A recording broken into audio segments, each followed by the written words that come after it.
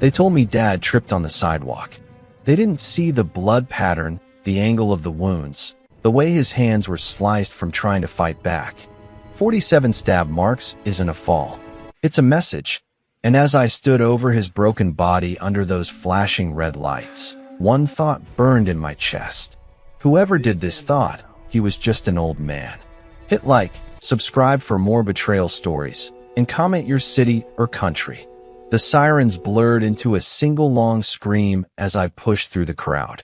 People were filming, whispering, backing away like my father was just another scene for their night. I stepped off the curb and my boots hit slick concrete. For a second, I thought it was rain. It wasn't. It was his blood.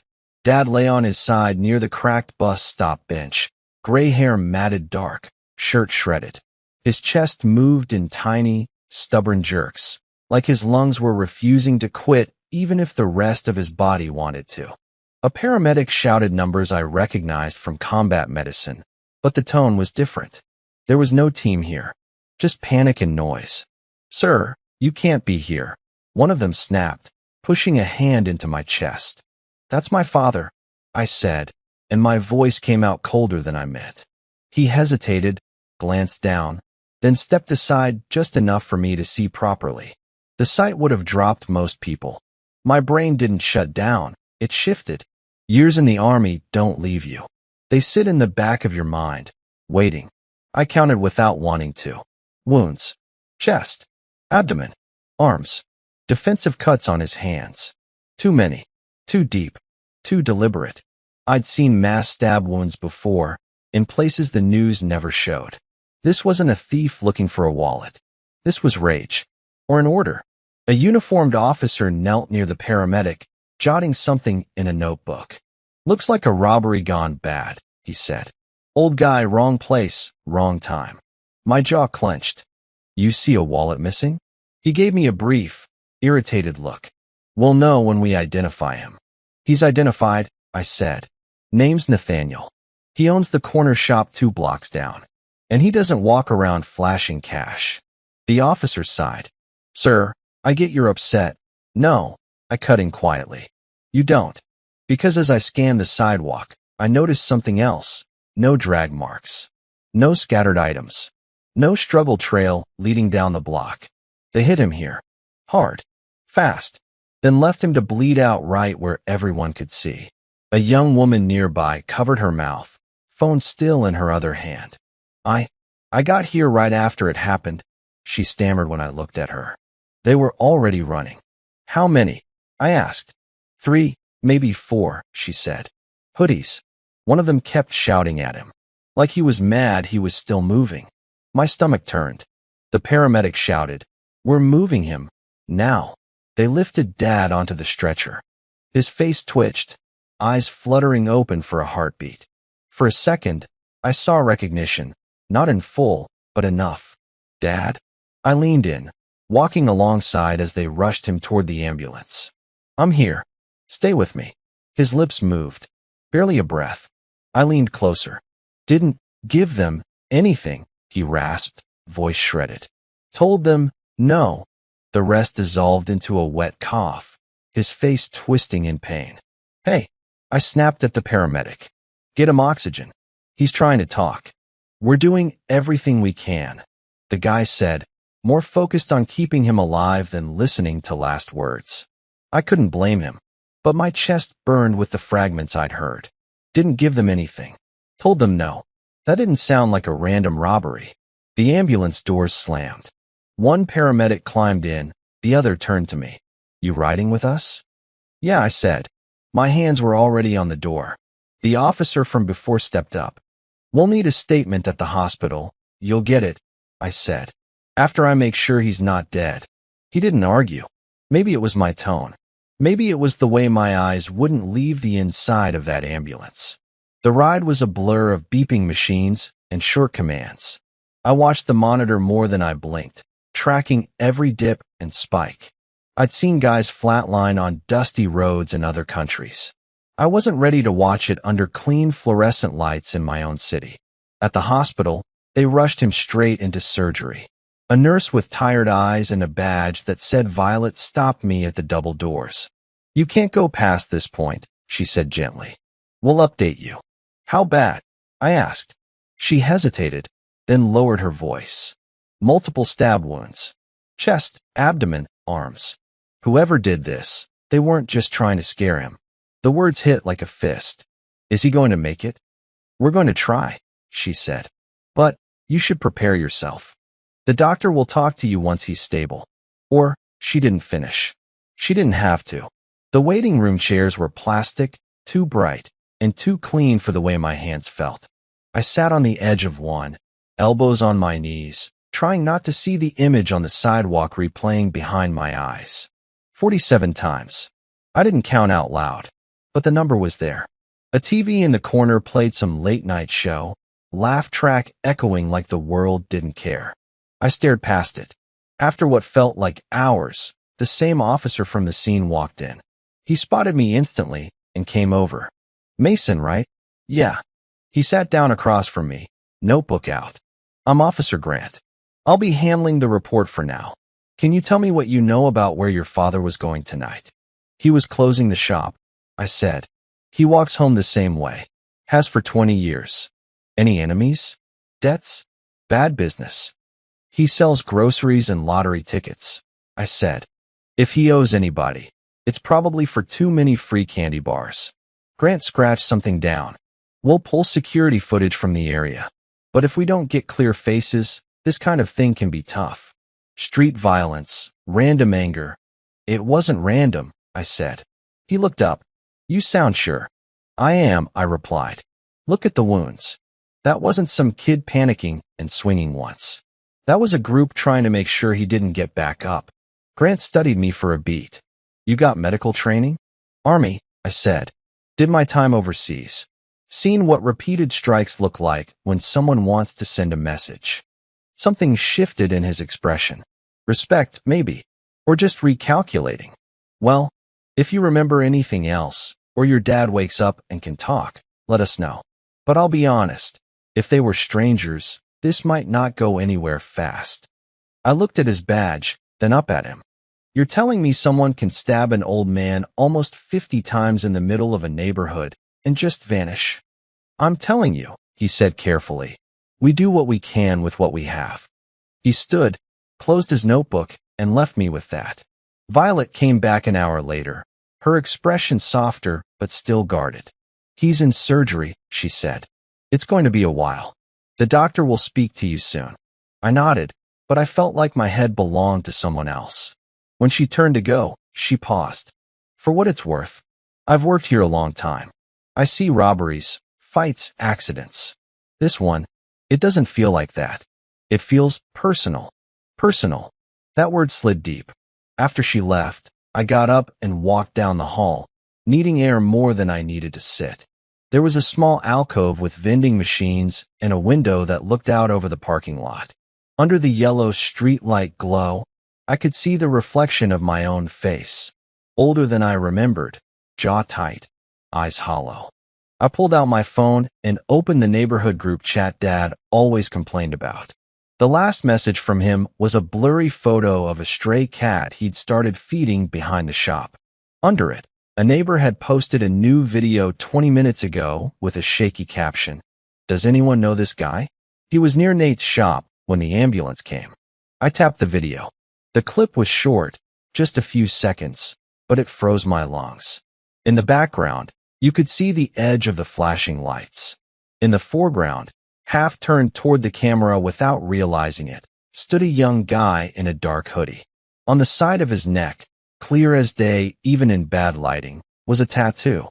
A jagged symbol I'd seen before. Not in this city. Not on this street. On a file photo overseas, connected to a small-time runner we'd detained years back. My fingers tightened around the phone until the plastic creaked. They hadn't just hurt my dad. They brought a mark from my past onto my sidewalk. And whoever they were, they thought he was just an easy target. They had no idea who his son used to be. The hospital at night never really sleeps. It just hums, a low, tired sound under fluorescent lights and scrub shoes. I leaned against the cold glass of the window, staring at that paused frame on my phone. The tattoo was ugly and jagged, curling up from the guy's collar like a bad decision he couldn't take back. I knew that shape. Not perfectly, but close enough that my skin prickled. Back when I wore a uniform, we'd grabbed a runner outside a dusty compound who had the same mess of ink burned into his neck. He'd talk big about a crew that stretched farther than borders, about jobs that connected cities no one cared about. I dismissed most of it as scared bragging at the time. Now, seeing that mark in my own neighborhood, it didn't feel like bragging anymore. I saved the frame and cropped in until the pixels started to blur. The guy's face was half turned, but the nose, jawline, and that tattoo were clear enough. It wasn't much, but it was a starting point. Footsteps approached behind me. "You look like someone who hasn't blinked in an hour," Violet said softly. I locked my screen and slipped the phone into my pocket. "Any news?" She shook her head. "He's still in surgery. It'll be a while. The doctor will talk to you when they're done." I nodded, jaw tight. "Thank you." She hesitated. "Do you have family you can call? Someone to sit with you?" I almost laughed, but it came out as a small exhale. "You're looking at the whole list." She studied me for a second. "Well, then I'll check on you when I can." She gave me a quick, tired half smile and walked away. I sank back into the plastic waiting room chair, pulled my phone out again, and opened the video. This time I watched the whole thing, not just the face. The way the guy stood, how he moved. He wasn't panicked or shaken like everyone else. He was watching, comfortable, like he was checking how well the job had landed. The group chat blew up with sympathy messages and worried neighbors asking for updates. I ignored all of it and clicked into the profile of the person who posted the video. Harper, one of the younger tenants near Dad's building.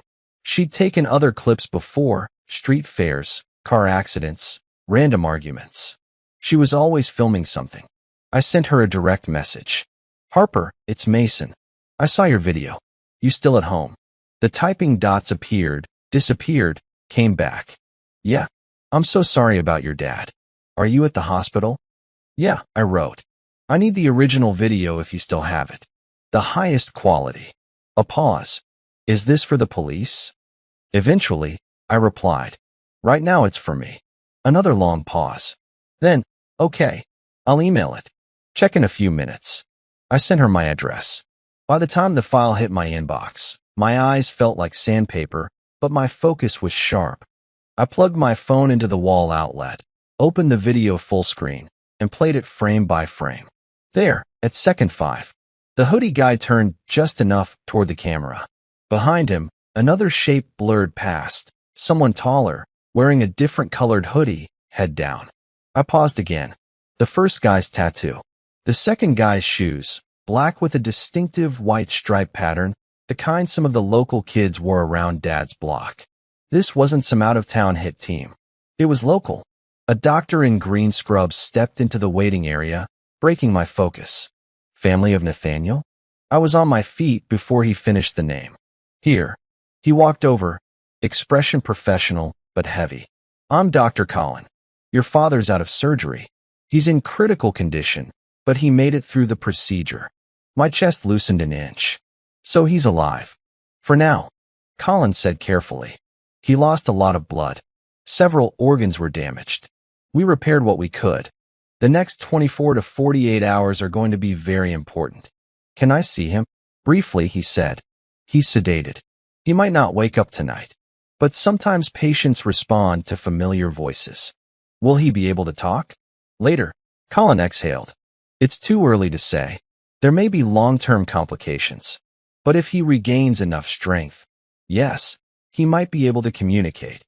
He put a hand on my shoulder for a second, just long enough to be human. "Right now, your job is to stay steady. He's going to need you."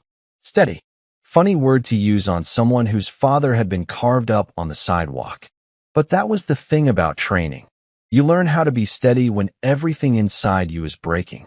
Violet led me down the hall to the ICU. The beeping machines and quiet hisses of oxygen filled the room like a mechanical choir. Dad lay there, pale and fragile, chest wrapped, arms covered in bandages, face slack under the sedation. The old man who used to slam heavy boxes of produce around his shop like they weighed nothing now looked like a sheet over bones. I stood by the bed, fingers curling around the rail. "Hey, Dad," I said quietly. "It's me." No movement. I swallowed. "You did good. You made it this far. That's more than they expected, I bet." The monitor beeped, steady and slow. "I know you told them no," I went on. "Whatever they wanted from you. You always were stubborn." A faint twitch passed through his right hand. Maybe a reflex, maybe not. "I'm going to find them," I said. "All of them. But I'm not doing it the way they think. I'm not going to disappear into some alley and never come back. I'm going to make sure everybody knows exactly what they did. Starting with that punk with the tattoo." I stayed there until Violet gently reminded me they needed to limit time in the room. Back in the hallway, my phone buzzed with a new message from an unknown number. "Hey, this is Harper. Check your email." Sent the original vid plus a couple photos. They're grainy but maybe helpful. I checked. She'd attached the full video file and 3 still shots she'd pulled. One of the tattoo guy, one of the second hoodie, and one of the crowd as the ambulance arrived. In that crowd shot, something caught my eye. Near the edge of the frame, half hidden behind another person, stood a man in a worn leather jacket. He wasn't looking at my dad. He wasn't looking at the ambulance. He was looking at the thugs running away, like he knew exactly where they came from. And unlike everyone else, he wasn't holding up a phone or panicking. He was just watching. I zoomed in. The picture fuzzed, but the jawline and nose shape started to solidify into something I recognized from somewhere else. Late-night conversations in Dad's shop. A guy loitering too long by the register, asking too many questions about who owned the building. Dad had mentioned him once. "That fella Victor keeps sniffing around," he'd said, waving a hand like it didn't matter. "Thinks he can buy me out." I told him this place is staying in the family. At the time, I just nodded, smiled, told Dad he was tough as nails. I hadn't thought about what happens when men who think they own neighborhoods get told no. Now I was staring at a blurry outline of that same man in the crowd, watching the damage like someone inspecting a finished job. My jaw clenched so hard it hurt. I saved the photo and created a new folder on my phone. Dad, evidence. Under it, I started dropping everything. Video, screenshots, notes. When I went back to the waiting room, Grant was there again, leaning over the reception desk, talking to a nurse. He spotted me and walked over. "How's your father?" "Alive," I said. "For now." He nodded. "I'm sorry. Look, we've already requested footage from the traffic cams near the bus stop and your dad's shop.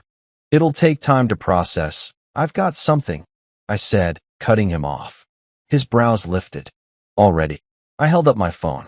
Neighbor caught part of it on video. I pulled stills. One of the guys has a very distinctive tattoo. And I hesitated, then turned the phone so he could see the crowd shot. "I think I know who this is." Grant took the phone, squinting. "Quality's rough. He's been sniffing around Dad's property for months," I said, calling it development interest. "Name's Victor. Acts like he owns half the block." Grant frowned. "You're suggesting a business guy hired some kids to attack your father?" "I'm suggesting," I said, voice low, "that men who use street kids as pressure tools don't always control how far the knife goes in." He studied the image longer than I expected. "I can't build a case off a blurry still and a gut feeling." "I know," I said, "but you wanted something to start with. This is it." He handed the phone back. "Email me everything. I'll log it and see if any of our existing reports flag that name or face. And if they don't, then it's just one more lead on a long list," he said honestly. "I'm not going to lie to you." Fair. But I wasn't betting everything on his list. After he walked away, I opened a new note and started writing. Not just for me, but like I was building a file. Time, date, who said what, where Dad was found, what the doctor and nurse said, what Victor had said in the shop months ago. In the Army, you learn something important. Memory lies under pressure. Paper doesn't. By the time the first gray line of morning light began to soften the sky outside the window, I had 3 pages of notes and a folder full of images. My eyes burned, my body ached, but my mind felt carved into sharp angles. Whoever hit my dad thought this was just another old man on a weak block. They didn't realize they'd created a different kind of problem for themselves. Not a soldier on a battlefield. A son with nothing left to lose and more patience than they could imagine. And with every new piece of evidence, one thought kept circling back, tighter each time. If Victor wanted our street that badly, he should have just made an offer I could ignore. Instead, he turned it into a war I was built to finish. The morning sun didn't make the hospital feel any warmer. If anything, the daylight just exposed how tired everything looked. The scuff marks on the linoleum, the faded paint on the walls, and the deep shadows under my own eyes when I caught my reflection in the restroom mirror. I splashed cold water on my face. It didn't wake me up, but it shocked the numbness back a few inches. Dad was stable, but still critical. Violet had told me to go home, get some sleep, and come back fresh. He's not going anywhere, she'd said gently. You need to be strong for when he wakes up. She was right. But going home meant walking past the spot on the sidewalk where his blood had dried. I left the hospital around 7 a.m., driving back to the old neighborhood on autopilot. The streets were waking up, store grates rattling open, buses hissing at stops, people moving with heads down, trying to get somewhere else. It looked normal, like last night hadn't ripped a hole in the world. But when I turned the corner onto our block, I saw it. Someone had placed a small bouquet of cheap grocery store flowers near the bus stop bench. A few candles, unlit, sat beside them. The bloodstain itself had been scrubbed at, probably by a neighbor with a bucket and a stiff brush, but the dark shadow of it was still there, soaked into the concrete pores. I parked the car, but didn't go inside right away. Instead, I sat there, engine off, watching. In the Army, we called this establishing a baseline. You sit, you watch, you learn what normal looks like so you can spot what doesn't fit. Most people walked past quickly, eyes averted, but a few lingered. Two kids in oversized jackets stood near the corner store, smoking and looking down the street toward where I was parked. They weren't doing anything illegal, just standing, but their body language was tight, shoulders up, heads turning too often. I recognized one of them from the neighborhood, Logan. He used to come into Dad's shop to buy soda and chips. Dad always let him slide if he was a dime short. Good kid, Dad would say, just surrounded by bad choices. Now Logan was staring at the spot where Dad had bled out, looking nervous. I got out of the car. The air smelled like exhaust and old rain. I walked toward the shop entrance, fumbling with my keys, pretending not to notice them. As I got closer, Logan elbowed the kid next to him. Kyle, I think, and they both straightened up, turning away slightly. I stopped. Logan, I said. He flinched, just a little twitch in his shoulders. He turned back slowly, eyes darting everywhere but my face. Hey, Mr. Mason, heard about your pops. That's messed up. Yeah, I said, keeping my voice flat. It is. Kyle shifted his weight, looking bored, but his hands were jammed deep into his pockets. Crazy out here, man. People got no respect. Did you see anything? I asked. You guys hang out here a lot. Nah, Logan said quickly. Too quickly. We were over on 4th Street last night. Heard the sirens, though. Right, I said. 4th Street. I let the silence stretch. In interrogation, silence is heavier than yelling. People want to fill it. They get uncomfortable. Logan scuffed his shoe against the pavement. Hope he pulls through, man. Your dad's cool. He's fighting, I said. But whoever did it, they weren't strangers. Kyle scoffed. How you know? Crackheads everywhere these days. I looked directly at Kyle then. Crackheads steal wallets. They don't stab an old man 47 times and leave the cash. That's personal. That's someone trying to send a message. Kyle's smirk faltered for a second. He glanced at Logan. Anyway, I said, turning my key in the shop lock. Detectives are pulling all the camera footage from the street. High-res stuff from the traffic lights, too. They'll see who was running. I lied. Grant had said the footage would take time, and the quality was probably trash. But they didn't know that. Traffic cams. Logan asked, voice rising a pitch. Yeah, I said. Tech's better than it used to be. Catches faces, plates, even tattoos. I watched Logan's hand go instinctively to his neck, pulling his collar up. He didn't have a tattoo there that I could see, but the gesture was telling. He knew someone who did. Good luck with that, Kyle muttered, pulling Logan by the arm. Come on, let's bounce. They walked away fast, faster than just hanging out required. I went inside the shop and locked the door behind me. The bell chimed, a cheerful ding that sounded wrong in the quiet, dusty air. The shelves were stocked, the floor swept. Dad's reading glasses were still sitting on the counter next to yesterday's newspaper, open to the crossword puzzle. I stared at them for a long time. Then I went to the back office. It was a small, cramped room smelling of old paper and coffee. Dad didn't trust computers much, but he had a security system I'd installed for him 2 years ago. For cameras. 2 inside, 2 outside covering the front door and the side alley. The police had asked for footage, but they hadn't come to collect the hard drive yet. I sat down at the dusty desk and pulled up the playback. 22:15. Dad locking the front door. He looked tired, rubbing his back. 22:17. He walks out of frame toward the bus stop. 22:18. Empty street. 22:20. 3 figures run past the camera in the opposite direction, away from the bus stop, back toward the alley. Running hard. I froze the frame. 1, 2, 3. The first one, the guy with the tattoo from Harper's video, was leading. The second one wore the black shoes with white stripes. The third was trailing, looking back over his shoulder. I zoomed in on the third guy. The face was blurry, covered by a hood, but the jacket, oversized, blue puffer style with a distinct white patch on the sleeve. I'd just seen that jacket 5 minutes ago. On Kyle. My blood ran cold. Kyle had stood right there on the corner, looked me in the eye, and called it crazy. He'd pretended to be a bored kid while knowing exactly what happened. But Kyle wasn't the stabber. In the video, he was lagging behind, looking scared, almost reluctant. The guy with the tattoo, the leader, was the one moving with purpose. I leaned back in the creaky office chair, staring at the screen. So, Kyle was involved. Which meant Logan probably knew. Which meant this wasn't some random gang from across town. These were neighborhood kids. Kids Dad had probably given free sodas to.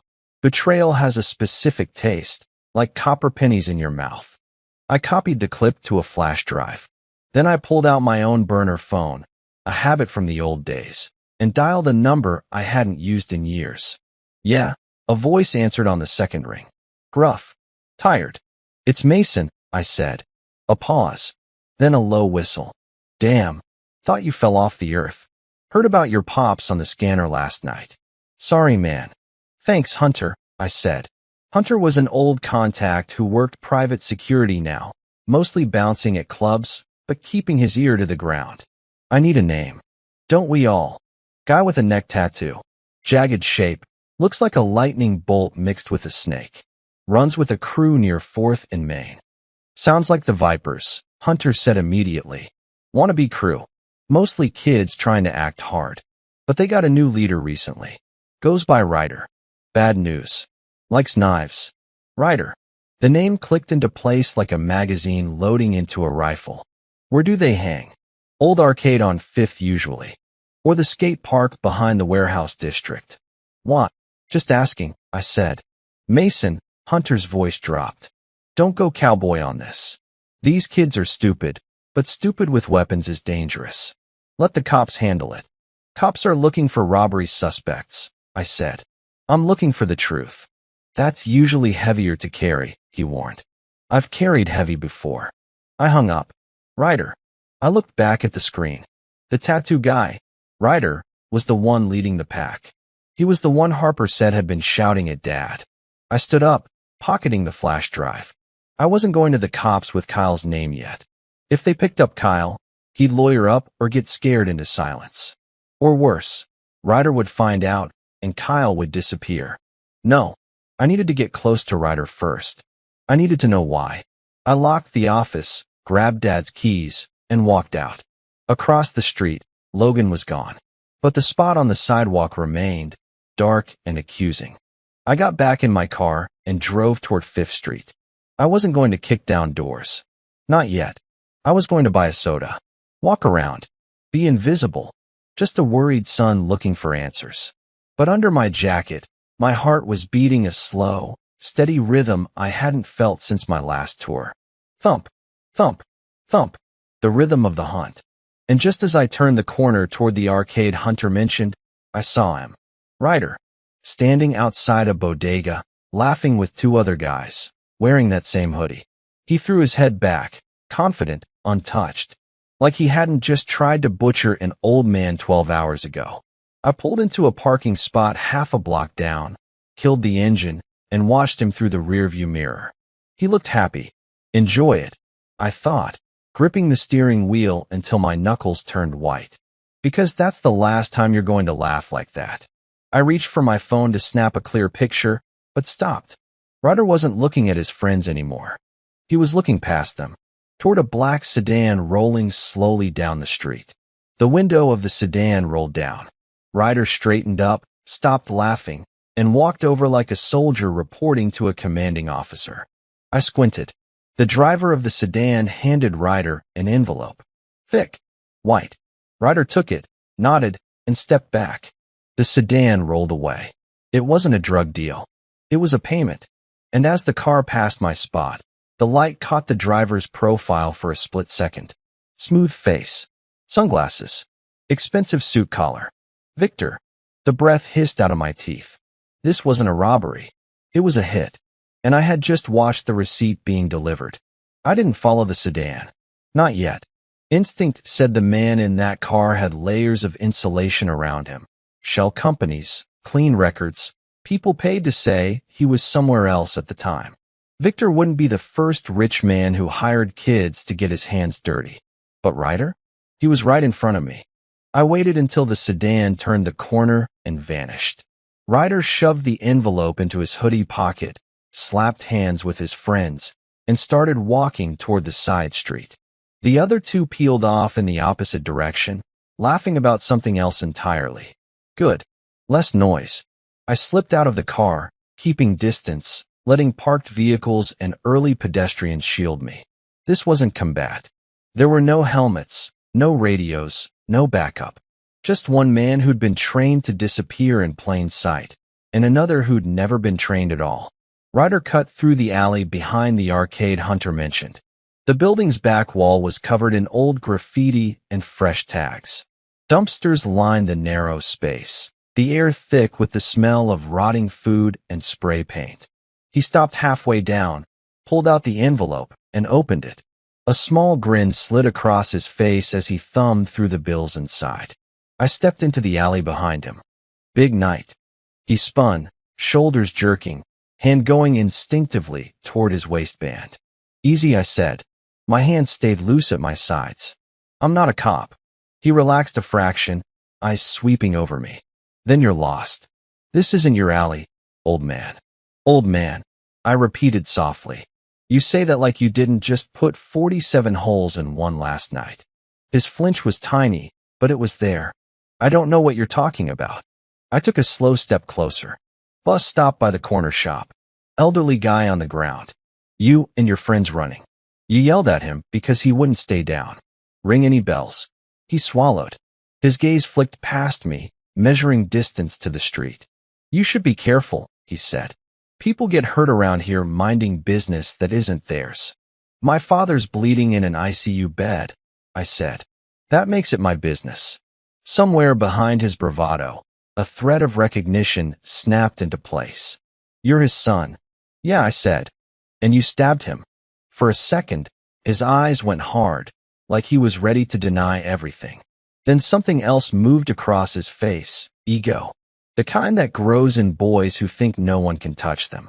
You think you're the first one to come looking? He asked. People talk a lot until they see who's backing us. Victor? I asked. His jaw tightened. Never heard of him. Funny, I said. Because I just watched him pay you for something. Big envelope for a kid with a bloody knife problem. He took a step back. You've got no proof. I shrugged. I've got video from the street. I've got footage from my dad's security cameras. I've got your jacket, your shoes, your tattoo, your timeline. And now I've got this conversation." His eyes flicked to my chest, looking for a recording device. There wasn't one. I didn't need it. His fear was enough. "What do you want?" he asked. "Names," I said. "Who was with you? Who told you to do it? How long they've been watching him?" "You start talking. Maybe you walk away with less weight on your soul." He snorted. "Soul? That's some church talk." "No," I said. "That's a man who's seen what it looks like when guilt eats somebody from the inside out." "You think money fixes that? You think Victor's going to visit you when you're locked in a cell, or when some other crew decides you're a liability?" "I'm not scared of prison," Ryder said, but his voice had lost some of its edge. "You're scared of being forgotten," I said. "Guys like you always are. You want your name to mean something. Right now, it means coward with a knife who needed a pack to take down an old man." His nostrils flared. He wasn't helpless. He fought. "I know," I said. "His hands show it. But you had numbers. And you had orders." He looked away. "You don't get it. People like Victor, they own blocks. They decide who stays." "No," I said quietly. "They think they do. Until someone pushes back in a way they don't expect." He laughed once, harsh. You're going to push back?" "Not the way you're imagining," I said. "I'm not here to drag you into an alley and break you. You've already done that to yourself. I'm here to make sure every step you take from now on is under a spotlight. Paper trail, witnesses, records. So when this comes crashing down, they don't just grab the easy kids on the street. They grab the man in the suit too." He stared at me, confused. This wasn't how these conversations usually went. He expected threats. Maybe a weapon. Not a promise of paperwork and daylight. "You talked to the cops yet?" he asked. "Some," I said. "They see a robbery gone wrong. I see a pattern. Harassment. Pressure. A property fight that got out of control." He looked twitchy now. "You think anybody's going to believe you over Victor?" "Not at first," I admitted. "That's why I'm starting with you." He shifted his weight from foot to foot. "If I say anything, I'm dead. If you say nothing," I said, "you're still dead. Just slower. Because men like Victor don't let loose ends walk around forever with their secrets. You already know too much." A muscle in his jaw jumped. He knew I was right. Somewhere farther down the alley, a bottle smashed, and a voice shouted something unintelligible. Ryder flinched again, like every sound was suddenly louder. "I'm not giving you names," he said, but now it sounded like he was trying to convince himself. "You just did," I said softly. "When I said Victor, your eyes changed. When I mentioned orders, you looked away. When I mentioned kids on the street, you didn't correct me."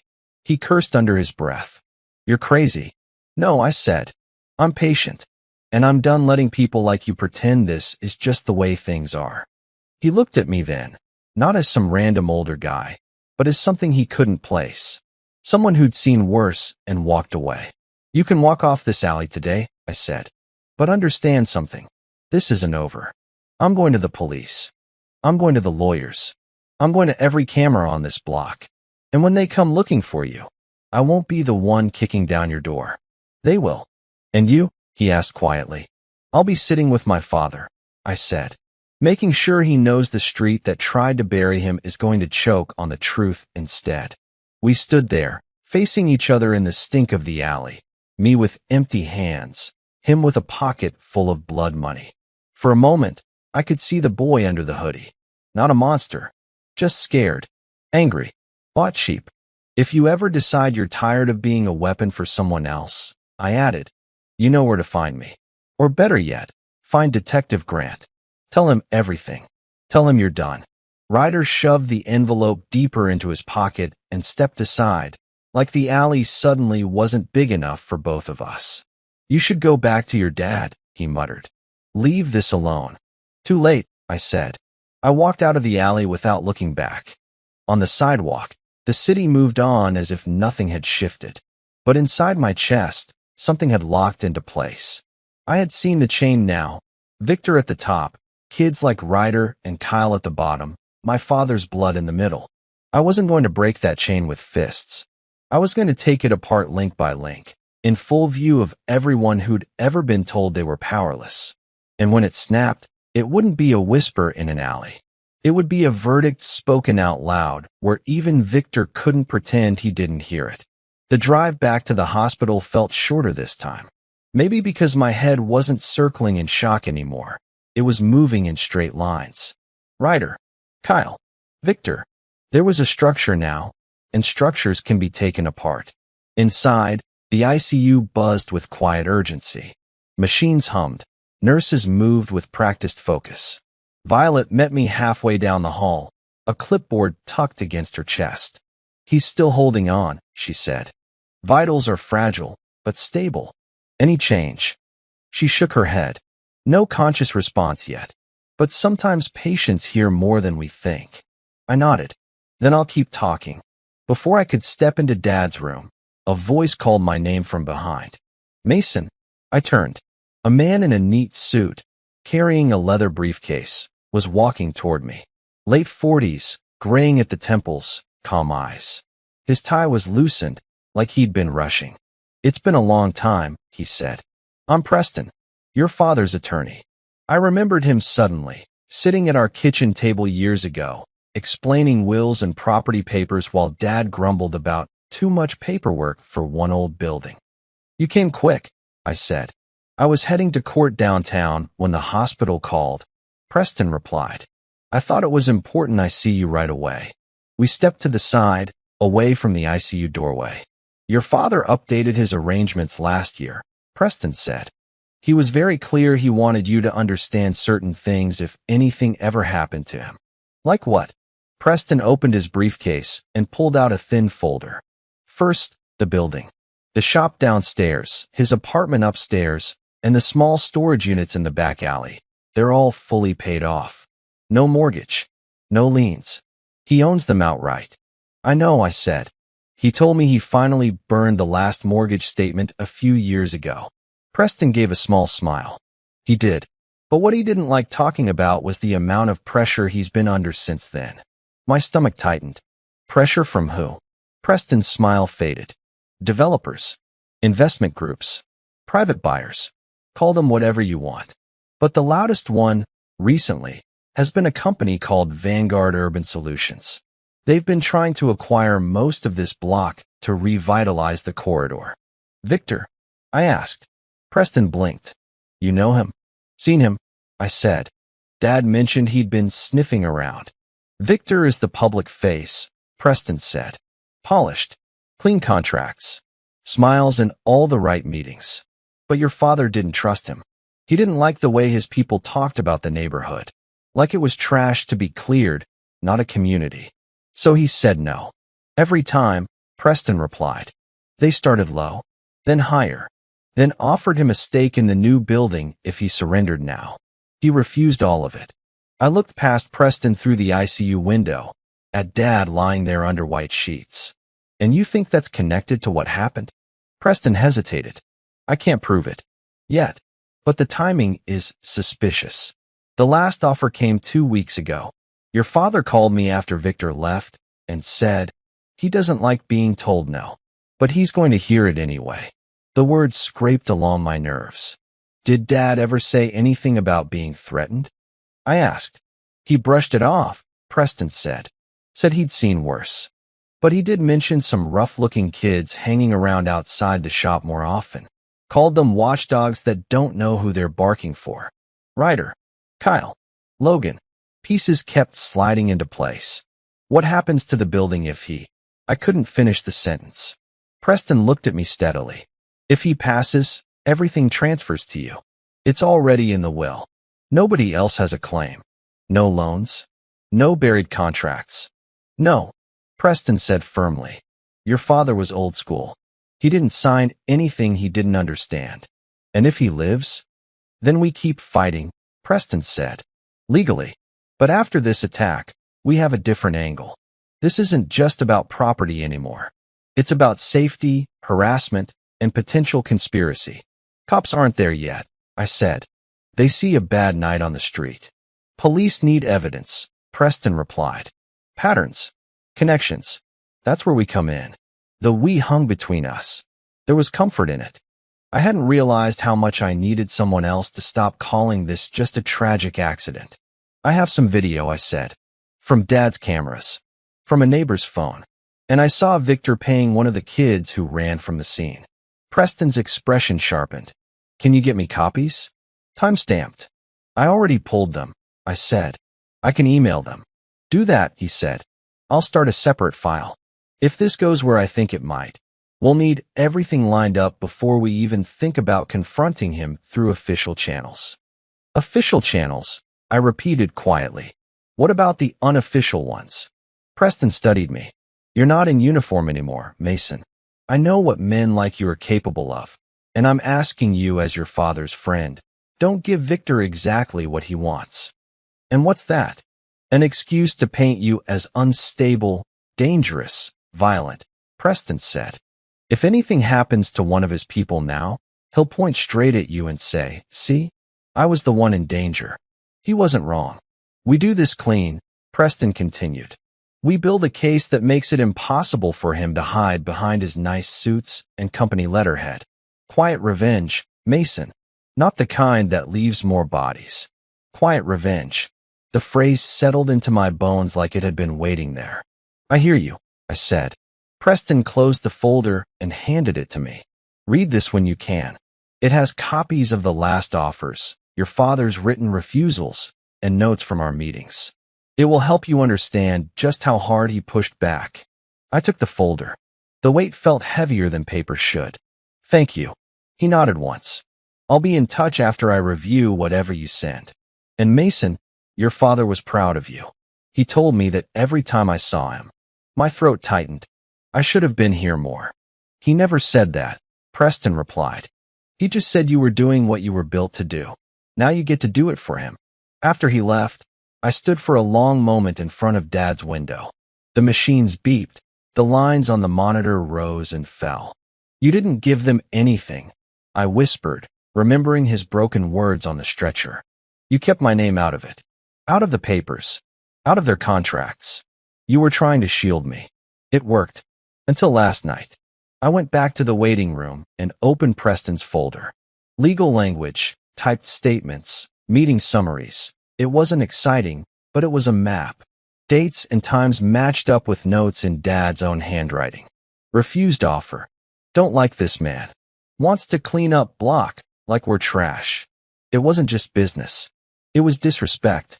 I took out my phone and started building another list. This time not of kids, but of adults. Victor, Vanguard frontman. Unknown partners, need names. Land board representatives who've signed off on recent revitalization plans. Any cops who've been too friendly with Victor's people. If they thought they could cut one old man out of their way and move on, they were about to learn something important. Old soldier habits don't disappear. They just change targets. I was done reacting. Now I was going to start pushing. The next day bled into itself.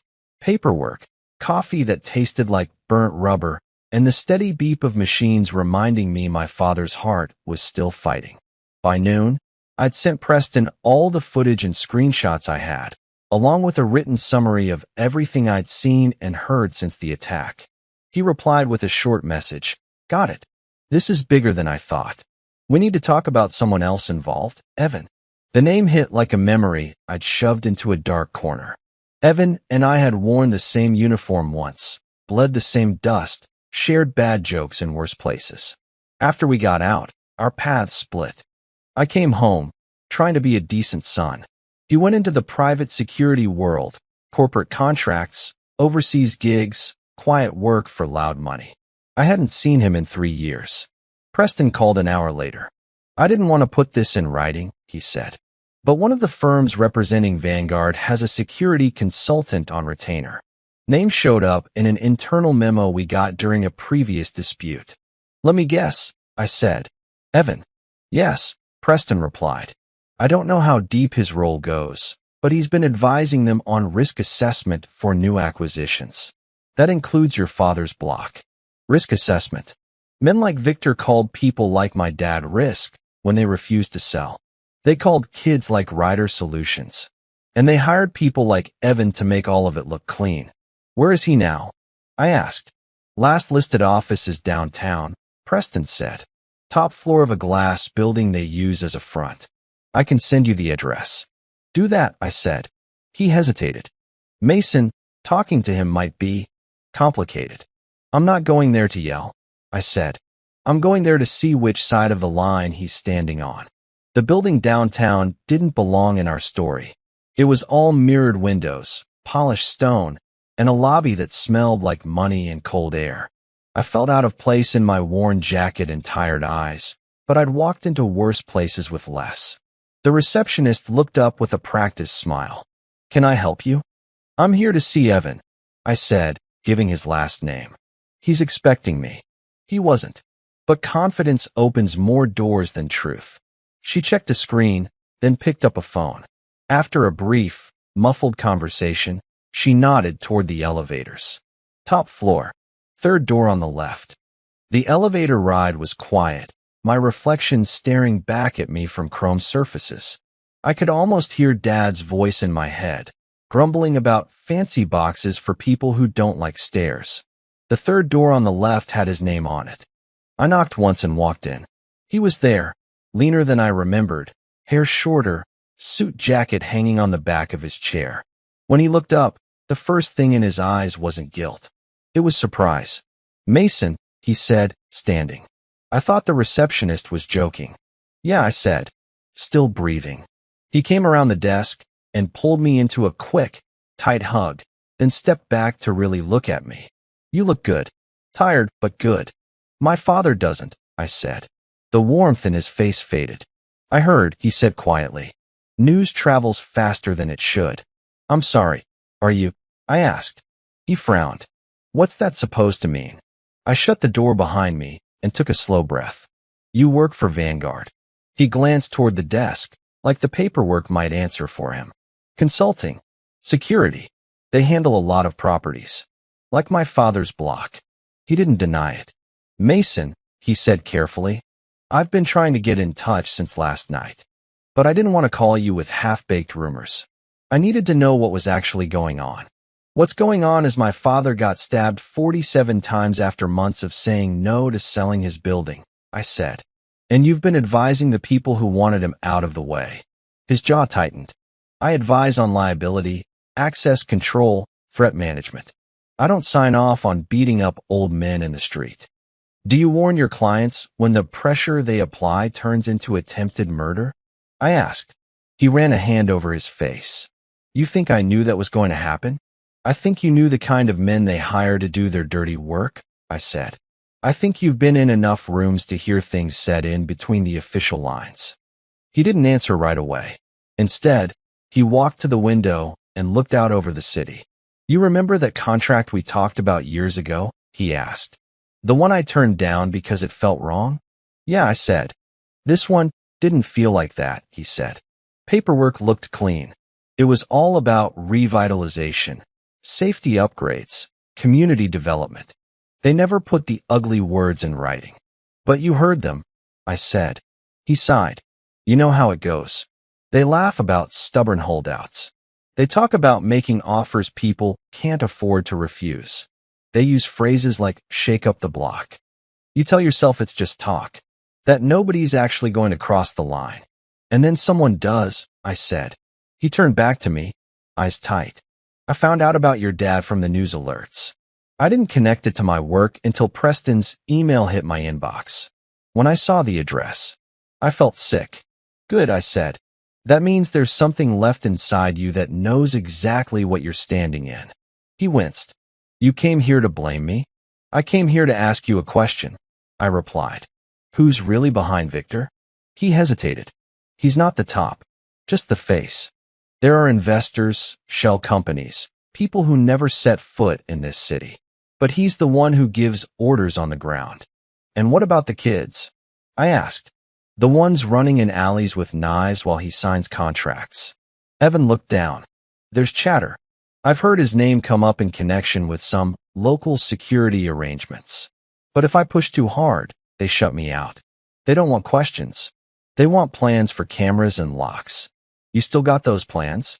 He nodded slowly. Yeah. Then you have leverage, I said.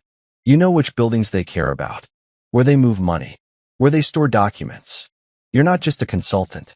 You're a witness, whether you like it or not. He met my eyes. If I talk, I'm done in this industry.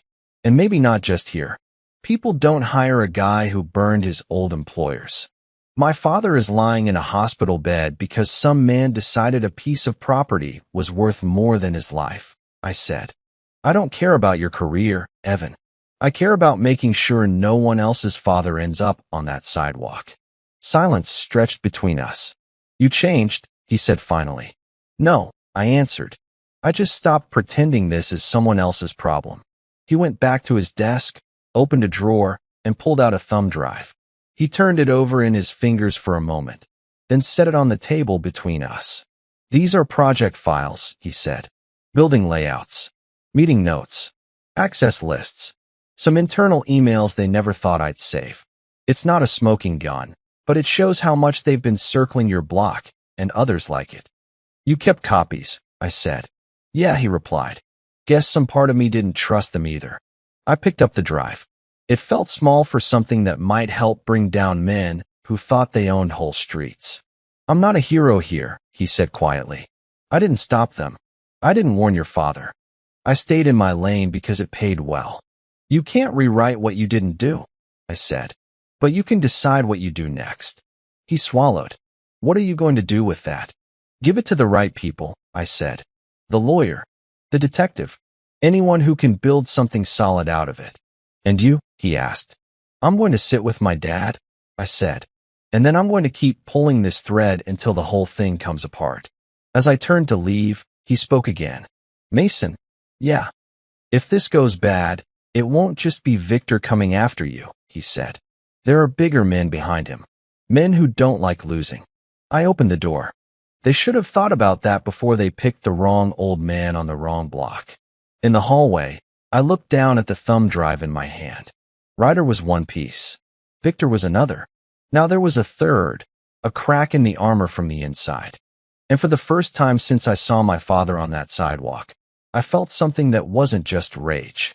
I felt momentum. Back at the hospital, the world shrank again to white walls and steady beeps. I handed Preston the thumb drive in a quiet corner near the vending machines. His fingers closed around it like it was made of glass. You got this from Evan? He asked. He's been advising them, I said. Security layouts, risk reports, internal messages. He's not innocent, but he's not blind anymore either. Preston nodded slowly. If these files show patterns, targeted properties, repeated pressure on certain owners, it helps us argue this wasn't random violence. It was part of a campaign. A campaign with my father as an obstacle, I said. Which makes your father more than just a victim, Preston replied. He becomes a key witness, even if he never steps into a courtroom. His refusals, his paper trail, his history with that building, they all matter. I thought about Dad's neat handwriting in the folder. Refused again. Don't like their tone. This is my street. Where do we start?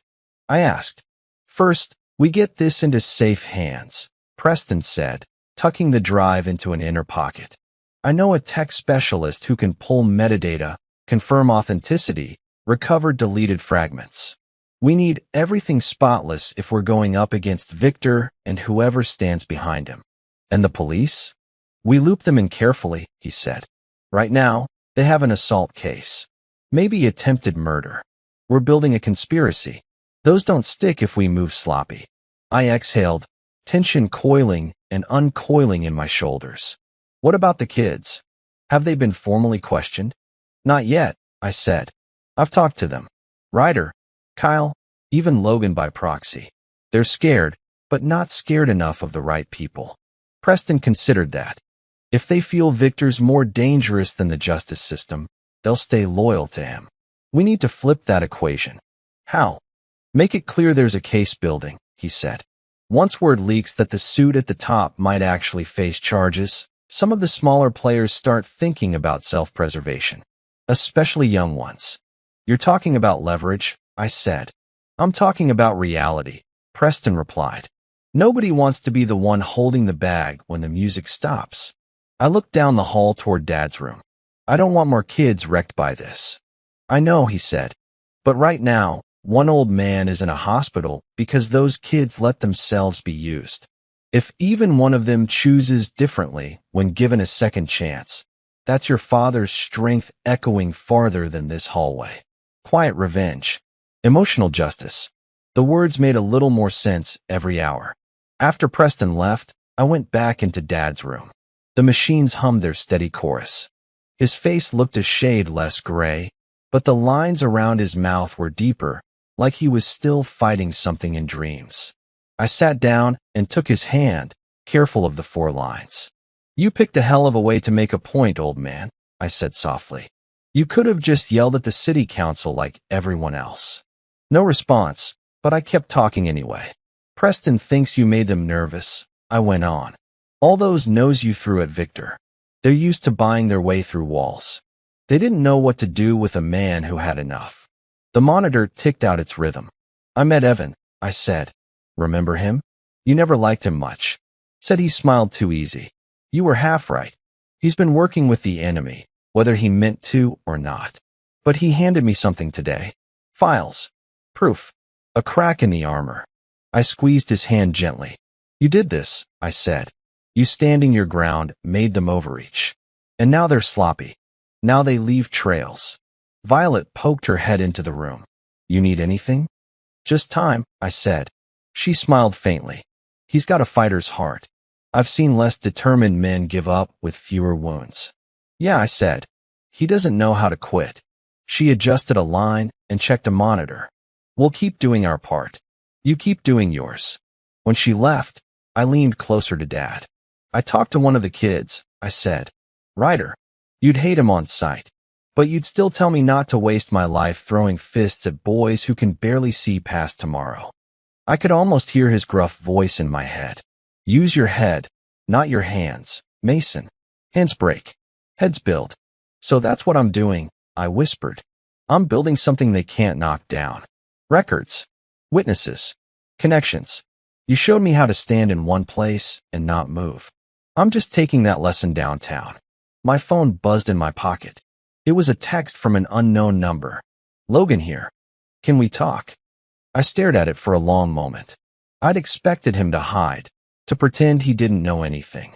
Instead, he was reaching out. I texted back. Where? Bus stop, he replied. Daytime. People around. I don't want trouble. I glanced at Dad, then at the door. Be right back, I said quietly, even though he couldn't answer. Keep fighting. Outside, the afternoon light washed the street in a pale glow. The makeshift memorial by the bus stop had grown. More flowers, a handwritten note on a piece of cardboard. We love you, Nate. Logan was there, hood up, hands jammed in his pockets. He looked smaller in daylight, like the night had added inches that weren't really his. He saw me and swallowed hard. Thanks for coming. You picked the spot, I said. What's on your mind? He glanced around, making sure no one was close enough to hear. I don't want to get shot over this. Then choose your words carefully, I said. His eyes were red-rimmed, like he hadn't slept either. Kyle's freaking out. Ryder's acting like he's untouchable. But I saw your dad every day. He'd let me keep a tab when I was short. He'd tell me to pay it forward when I could. I listened. I didn't stab him, Logan blurted. I wasn't even there when it started. I came around the corner when it was almost over. I saw him on the ground. I saw Ryder, and I froze. You ran? I said. He nodded, shame burning his cheeks. Yeah, I ran. I didn't call nobody. I didn't shout. I just ran. I hear that sound in my head all the time now. Him trying to breathe. Guilt is heavier than any weapon. I could see it crushing him. You can't undo what you didn't do, I said. But you can choose what you do now. He looked up sharply. Like what? Go to the cops and say, hey, I watched my friend murder a man and I didn't stop it. You know what happens then? Maybe, I said.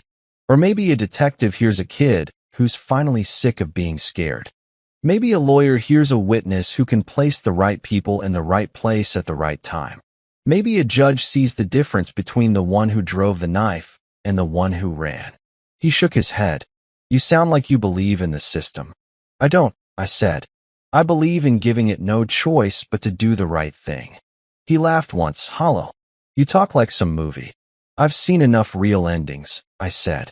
Movie ones are the only ones I can live with right now. He shifted again, then pulled something from his pocket. A crumpled piece of paper. He held it out to me. What's this? Address, he said.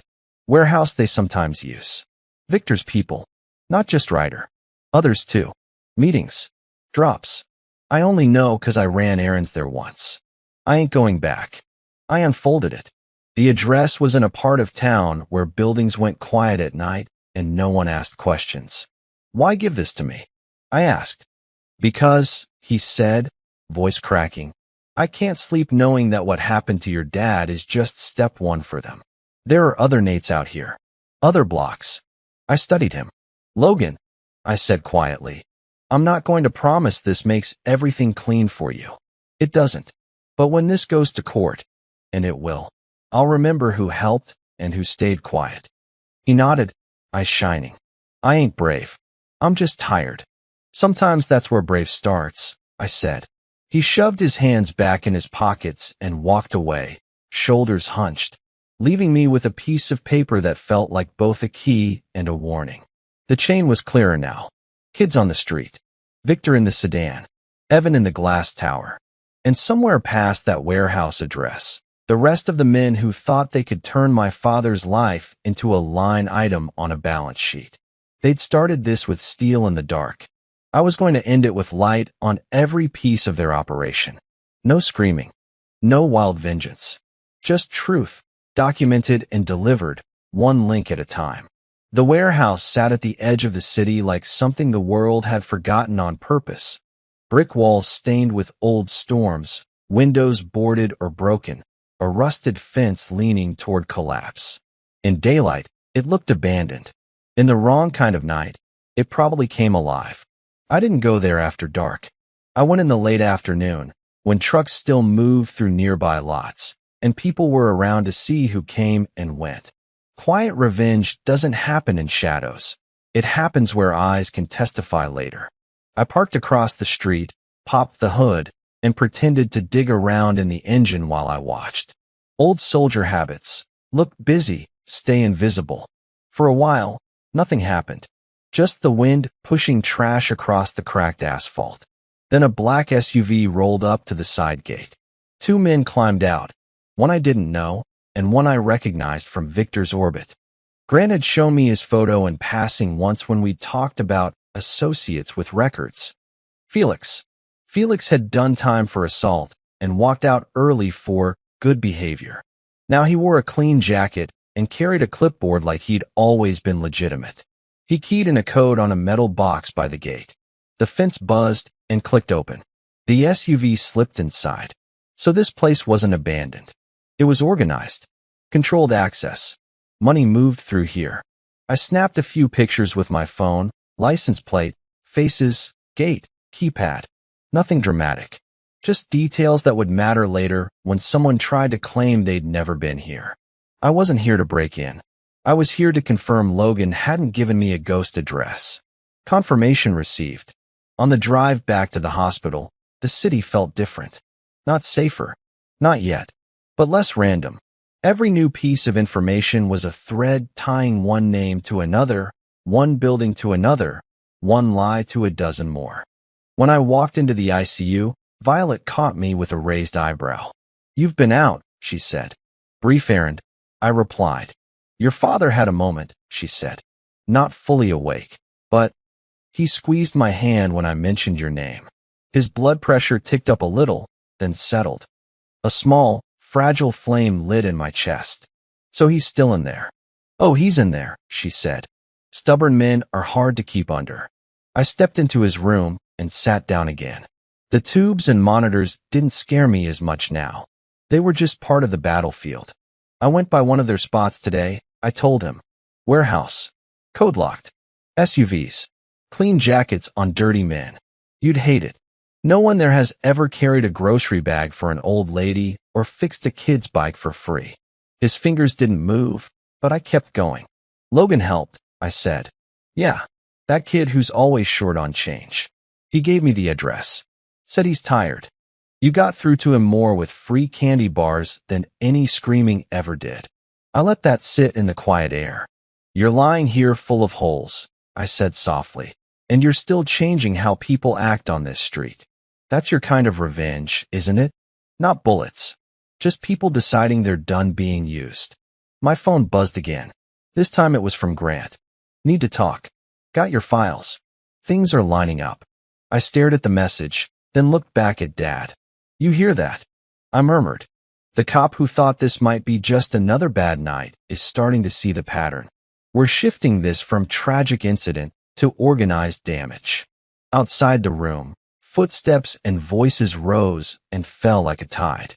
In here, it was just the two of us and the soft machine chorus. You held your ground, I said. Now I'm holding mine. Different tools. Same fight. I leaned back in the chair, feeling the exhaustion finally start to pull at my bones. But underneath it, under the fear and the anger, there was something else now. Direction. They had started this with knives and arrogance. I was going to end it with records, witnesses, and a story so clear that even the men in suits would find themselves dragged into the light. One by one. Just like the title of this whole nightmare promised. Only not the way they imagined. Grant met me in a small conference room down the hall from the ICU, the kind of space hospitals used for staff meetings and bad news conversations. Fluorescent lights hummed overhead, and a whiteboard on the wall still had half-erased notes from some training. He had a thin stack of printed pages in his hand and dark circles under his eyes. You've been busy, he said, dropping the pages on the table. Video clips, camera stills, an inside security consultant, a warehouse address, and now whispers that Victor's money runs through half the block. I didn't go looking for this, I said. It showed up on my doorstep covered in my father's blood. He nodded once. Fair enough. Sit. I did. He flipped the stack around so it faced me. On top was a grainy printout of the street camera still, Ryder and the others running from the scene. Another sheet showed a zoomed shot of Victor's sedan near the warehouse gate. A third was a map of the neighborhood with circles around certain properties. This is what we can work with right now, Grant said. Your footage, neighbor videos, your dad's security system, all of it helps us draw lines. It's not a case by itself, but it's a start. What do you need to make it more than a start?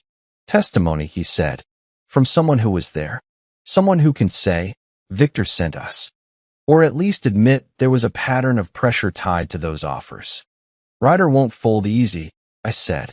He still thinks Victor is untouchable. Kids like him usually do, Grant replied. But kids like Logan? They crack sooner.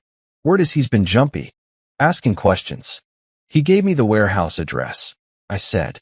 Grant's brows lifted. That's more than I expected. That means he's already halfway to doing the right thing. If we approach him right, not like he's just another perp, we might get enough to move this up a level. Up a level to what? Organized intimidation. Criminal conspiracy. Maybe more, depending on what your lawyer's tech guy finds in those internal files.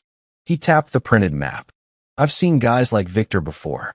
They hide behind shell companies and paid fall guys.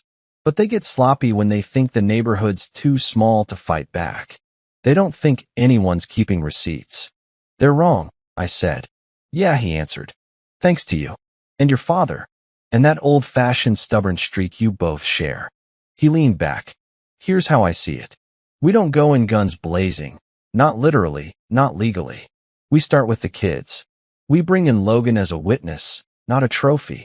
We show him that if he talks now, he can help shape the story instead of just being dragged along by it. And Ryder. If Logan names him and the video backs it up, we arrest him, Grant said. But we don't just throw him in a cell and lose the key. We offer him the same thing, a chance to step out from under Victor's shadow and tell the truth. Some will refuse. Some won't. And Victor? I asked. Grant's mouth tightened. Victor's the endgame. We don't go near him officially until we're sure we can land a hit. No half measures. No slap-on-the-wrist charges. We build something that can survive his lawyers and his respectable businessman act. Preston's already digging through their paperwork, I said. Evan's files show they've been targeting older owners all over this city.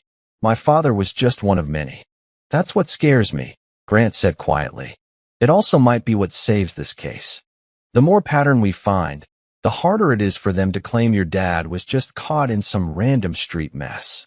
I thought of Dad's shop, of the kids who'd grown up buying candy there, of the way he'd bark at them for loitering and then slip them an extra soda anyway. He didn't think of himself as part of some big fight, I said. He thought he was just living his life, holding his ground. Sometimes that's all a fight is, Grant replied. Standing where you're supposed to stand while other people try to move you. He slid one last paper toward me. It was a formal witness statement form, blank, with my name at the top. You willing to go on record with everything you've told me? He asked. Conversations with Ryder, Logan, Evan, what you saw at the warehouse gate, what your father said on that stretcher. Yes, I said. There was no hesitation left in me. This means you're in the middle of it, he warned. If this goes forward, Victor's lawyers are going to paint you as obsessed, unstable, vengeful. They'll say you're trying to pin your grief on a businessman to make yourself feel better. They can say what they want, I replied. I know why I'm doing this. My father knew why he was saying no. Grant nodded. Then we start the machine. He clicked his pen and waited while I filled in the lines. Dates, times, names, places. No emotion, just facts. The anger and hurt were there, but they lived in the spaces between the words, not on the page. When I was done, he took the paper, slid it into a folder, and stood. I'll move on this quietly, he said. Logan first, then Ryder. Meanwhile, your lawyer works the top, and I'll see what my captain says about shifting this out of the random violence file and into something that gets more eyes. Thank you, I said. He gave a short nod. Don't thank me yet. This is going to get messy before it gets clean. I've seen messy, I said. Clean's worth it. After he left, I went back to Dad's room. The light had shifted, softer now, late day leaning toward evening.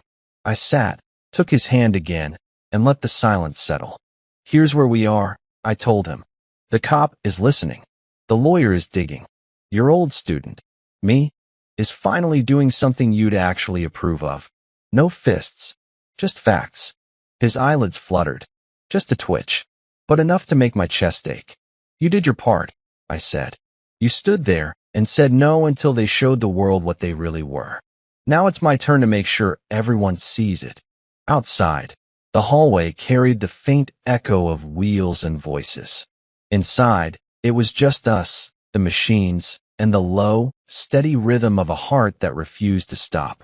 Quiet revenge didn't feel like fire. It felt like this, sitting in a plastic chair, holding a hand, and promising that the truth would not stay buried under concrete and contracts. The day they finally moved Dad out of ICU, the world outside shifted too. Not by much, no trumpets, no headlines, but in the quiet way gears click into a new position. He was still wrapped in bandages, still weak, still tethered to machines, but his eyes opened longer now. He tracked voices, held my gaze, squeezed my hand when I spoke. You're not done yet, I told him, standing by the bed as they wheeled him into a smaller room. Neither am I. By then, things had started to move on the other side of the city. Grant had brought Logan in, gently, not like a trophy arrest. Logan talked, not in some dramatic movie monologue, but in halting sentences, broken timelines, and too many, I should have done something else. He gave names, places, times. He described the way Victor's people talked about teaching lessons to stubborn owners. Ryder was picked up next. He came in angry, defensive, acting like the walls couldn't hold him. But when Grant laid the footage on the table, street cameras, my father's security clips, Harper's video, Logan's statement, his bravado cracked. Slowly at first, then all at once. He admitted to the knife, to the orders that weren't really orders, Just strong suggestions backed by money and implied threats. To the meetings at the warehouse. To seeing Victor's sedan more times than he could count. He didn't confess out of guilt. Not at first. He confessed because, for the first time, he saw a path where he wasn't the only one going down. Preston, meanwhile, had been working his own battlefield. Evan's drive turned out to be a treasure map, project files, internal memos, emails that never outright said "hurt him," but circled the idea like vultures. Phrases like non-cooperative owner, apply pressure, street-level influence. We have youth resources in that corridor appeared in neat, sanitized fonts. On their own, they were ugly. Together with the witness statements and video, they became something else, a pattern. It took weeks. Meetings behind closed doors. Late-night calls. Preliminary hearings in bland rooms where Victor appeared in a tailored suit, flanked by lawyers who spoke in smooth, measured tones. He denied everything, of course. He expressed deep sadness for what happened to the gentleman and insisted his company was committed to community improvement. But the cracks were there. By the time the case reached a real courtroom, the gallery was fuller than I expected. Neighbors from the block, a few reporters, people from other streets who'd started to recognize Victor's company name from their own offers. Dad came in a wheelchair, blanket over his legs, Violet hovering behind him like a quiet guard. He looked smaller than the man who used to haul crates of produce like they were feathers, but his eyes were clear. When the judge took the bench, the room shifted. This wasn't the street. It wasn't the alley. It wasn't the hospital waiting room. It was a place where words were supposed to matter as much as anything else. The prosecutor laid out the story piece by piece, not as a revenge tale, but as a chain of decisions, pressure on older owners, refusals documented in writing, escalation in tone, street-level associates suddenly spending more time near certain properties, an old man stabbed nearly to death for no clear reason in the middle of that pattern. Logan testified, voice shaking but steady enough.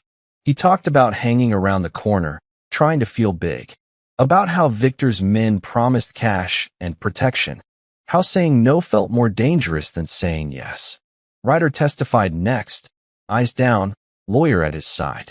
He described the night in clipped, flat words, how he took the knife, how he lost control, how he'd been told to scare the old man, not kill him. How Victor's name came up in meetings as the one who wanted that building gone. The defense tried to tear them apart. They called them liars, criminals looking for lighter sentences, boys blaming a businessman for their own bad choices.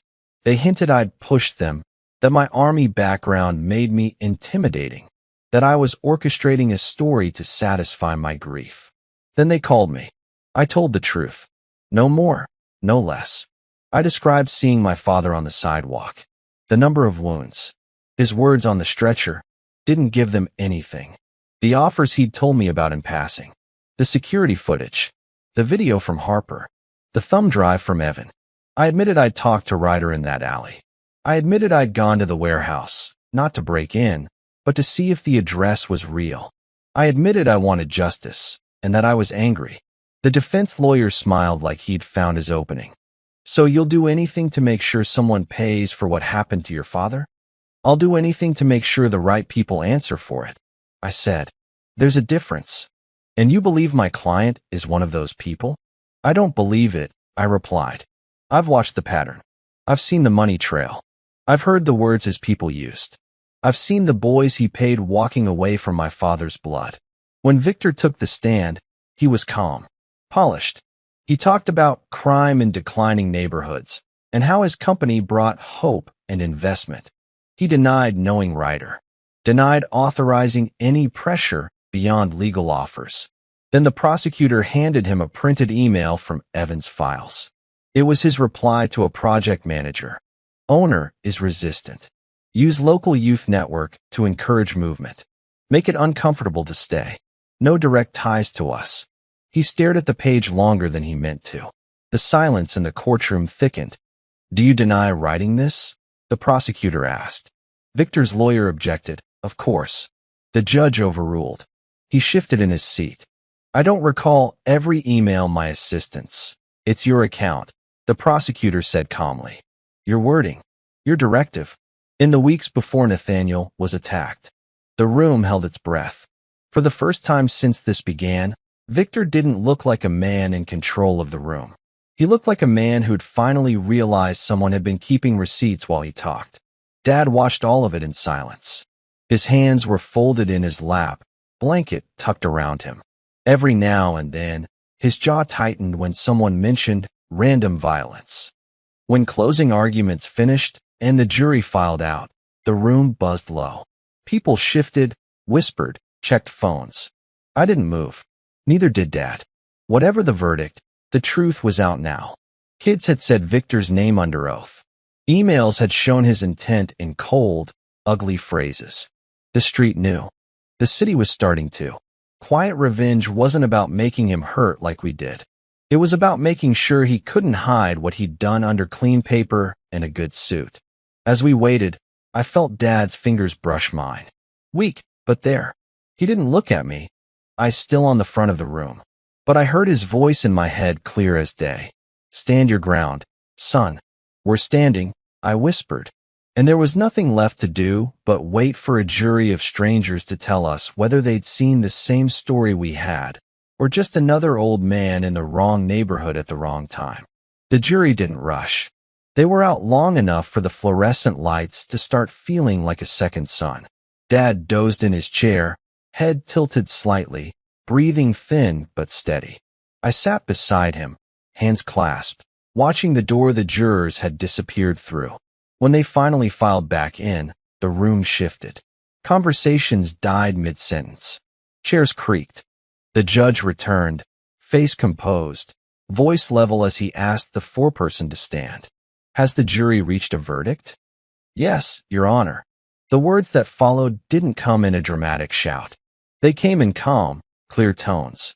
Guilty on multiple counts. Conspiracy to commit aggravated assault, orchestrating intimidation of vulnerable property owners, using minors in criminal acts, and more.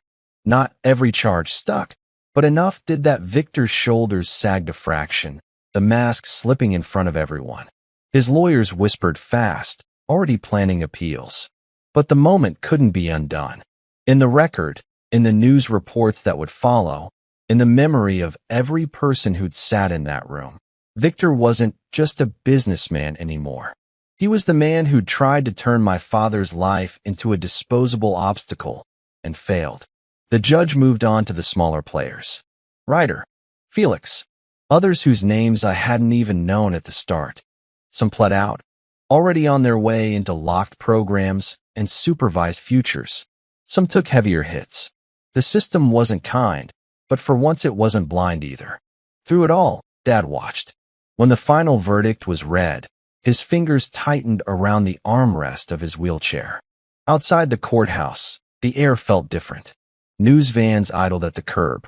Reporters talked into cameras about a landmark case on urban intimidation and a community refusing to be erased. Neighbors from our block gathered around Dad, clapping his shoulder gently, thanking him for not giving up. He just shook his head and said, I just stayed. He did the walking, nodding toward me. Later, back on our street, the bus stop looked almost ordinary again.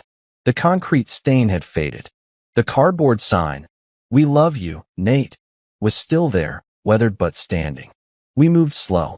Dad's chair rolled carefully over the cracks in the sidewalk. Violet had insisted on coming, just in case, pretending it was a casual outing. Logan hovered at a distance, hands tucked into his pockets, not sure if he was allowed to approach. Come here, Dad rasped, voice thin but firm. Logan stepped closer, eyes down. Mr. Nate, I'm sorry. I know, Dad said. Make it count. Logan nodded, swallowing hard. He wasn't clean. Nothing would ever erase what he'd seen and not stopped.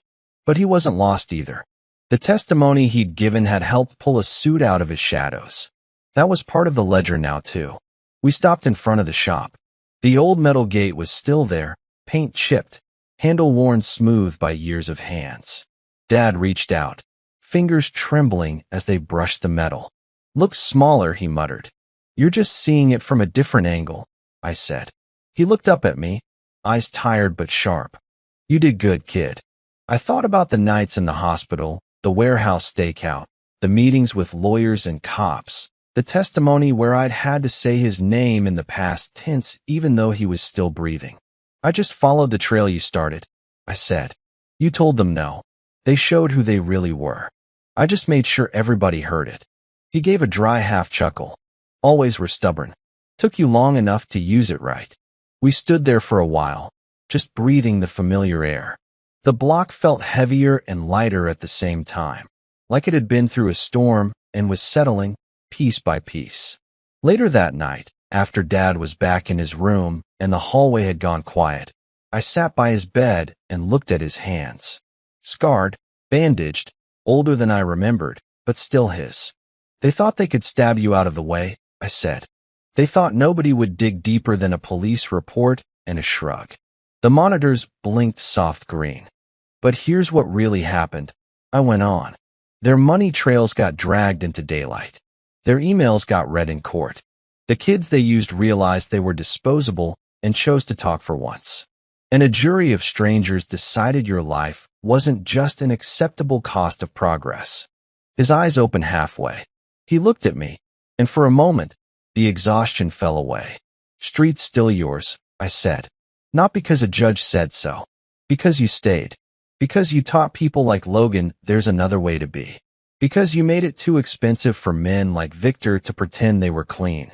He blinked slowly, then closed his eyes again, a faint hint of peace on his face that hadn't been there since that night.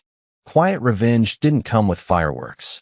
It came with a tired old man finally able to sleep without wondering if someone else would pay for his refusal. It came with a son who'd stopped looking for targets and started building cases instead. It came with a neighborhood that now knew it had a voice and a record.